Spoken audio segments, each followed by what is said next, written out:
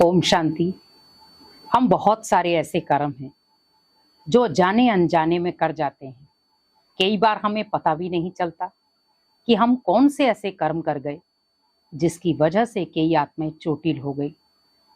अपनी तरफ से हमने कोशिश बहुत की कि कोई दुखी ना हो, लेकिन कई बार कोई दुखी हो गया, कोई अशांत। लेकिन कई बार हम सोचते हैं कि हमने तो ऐसा कुछ भी नहीं किया जिसकी वजह से वो आत्मा दुखी हो। कई बार वो अपने संस्कारों वश ही आत्मा दुखी हो जाती, अपनी नेचर वश ही वो दुखी हो जाती है।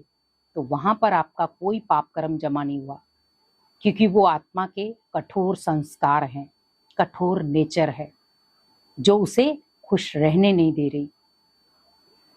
तो वहां पर आपका कोई हिसाब किताब नहीं है। लेकिन हिसाब किताब कब बनता है? जहां पर हम अवहेलनाएं कर रहे हैं, मीन्स पाप कर्म कर रहे हैं। पाप कर्म क्या हुआ? गलत बोलना, गलत कहना, गाली गलौज, अपमानित बोल, अभद्र भाषा, वो बोलना। तो हमें कोशिश यही करनी है हमारे कर्मों में कोई ऐसी चीज ना हो। बहुत सारे ऐसे लोग हैं गलतियां कर जाते हैं। हमारे जीवन में बहुत सारा उतार चढ़ाव आता है, जहां पर बहुत सारे लोग आपके सामने आएंगे जो आपकी परीक्षाएं लेंगे, जहां पर आपको बहुत सारी चुनौतियों का सामना करना पड़ेगा। आपके अपने भी आपके सामने खड़े हो जाएंगे। तब आपको सिर्फ एक पर भरोसा रखना है, वो है भगवान, और दूसरा है स्वयं की हिम्मत। क्योंकि जब व्यक्ति खुद हिम्मत हार जाता है तो भगवान भी कुछ नहीं कर पाता, क्योंकि भगवान भी हिम्मत वाले की ही मदद करता है। अगर आप ही हिम्मत हार जाएंगे तो भगवान मदद किसकी करेगा? तो हमें क्या करना है? सबसे पहले अपने कर्मों पर अटेंशन। हम भगवान के बच्चे हैं, तो हमें सिर्फ ये ध्यान रखना है कि मेरे मुख से कोई भी ऐसा गलत शब्द ना निकले जो किसी को चोट पहुंचाने वाला हो, जिसको हम कई बार कहते अपमानित शब्द, जैसे गाली गलौच होगी, अभद्र भाषा होगी। सामने वाला कैसी भी भाषा यूज कर रहा है कोई बात नहीं, क्योंकि जो उसके पास है वही निकालेगा।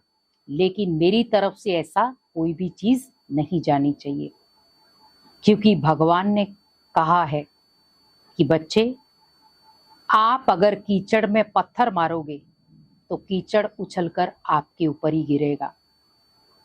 लेकिन हमें ऐसा कुछ नहीं करना है। हमें वहां पर सिर्फ शांति का दान देना है, कोई बात नहीं, इस आत्मा के साथ। क्योंकि अब आपको उस समय क्या करना, क्योंकि वो सामने वाली आत्मा आपको बहुत अभद्र भाषा, बहुत गाली गलौज कर रही है। क्योंकि कई बार हम सोचते हैं कि हम चुप करके कैसे सहन करें, सामने वाली आत्मा इतना गंदा बोल रही है, इतनी अभद्र भाषा बोल रही है, क्या करें हम? अपमान भी सहन नहीं कर सकते। तो वहां पर सिर्फ आपको एक मंत्र याद रखना है कि ये आत्मा मेरे पाप कर्मों को धो रही है, बस। अगर आपने ये याद रख लिया कि ये आत्मा मेरे पाप कर्मों को धो रही है, बस, तो आपको कभी भी उसके वो शब्द चोटिल नहीं करेंगे। आपको ऐसा लगेगा कि जैसे वो पाप कर्म धोती जा रही है और सिर्फ मेरे जीवन में बच क्या रहे हैं पुण्य कर्म। तो आपको ज्यादा मेहनत करने की जरूरत पड़ेगी ही नहीं। तो उसके जीवन में पाप कर्म जमा हो जाएंगे और आपके जीवन में पुण्य कर्म, क्योंकि उसे समझ में आ ही नहीं रहा कि मेरे जीवन में पाप कर्म जमा हो रहे हैं। पर आपको यहां से पलटवार नहीं करना है। शांति का दान दो कि आत्मा शांत स्वरूप है, शक्ति स्वरूप है। भगवान, ये आत्मा को शांति का दान दो, इसको सहनशीलता का दान दो, क्योंकि बहुत सारी आत्माएं अब ऐसी क्रोधित आएंगी जो आपकी परीक्षा लेंगी सहन करने की। तो हमें वहां पर अपनी अवस्था को इतना पावरफुल बनाना है, क्योंकि अब कई आत्माएं आपकी अवस्था की चेकिंग करने भी आएंगी कि आपकी धैर्यवत अवस्था कैसी है, शांतचित्त अवस्था कैसी है। आपने देखा होगा, जैसे पहले ऋषि मुनि जंगलों में तपस्या करते थे तो बहुत सारे उनकी तपस्या को भंग करने के लिए आते थे। अभी वही समय है जहां पर बहुत सारे लोग अलग अलग तरीके से आपकी तपस्या को भंग करने के लिए आएंगे। तो तैयार हो जाएं, क्योंकि समय वही है, कलयुग का अंत, जहां पर अनेक आत्माएं आपकी तपस्या को भंग करने आएंगी, भले वो कर्मों के द्वारा हो, किसी भी तरीके से हो।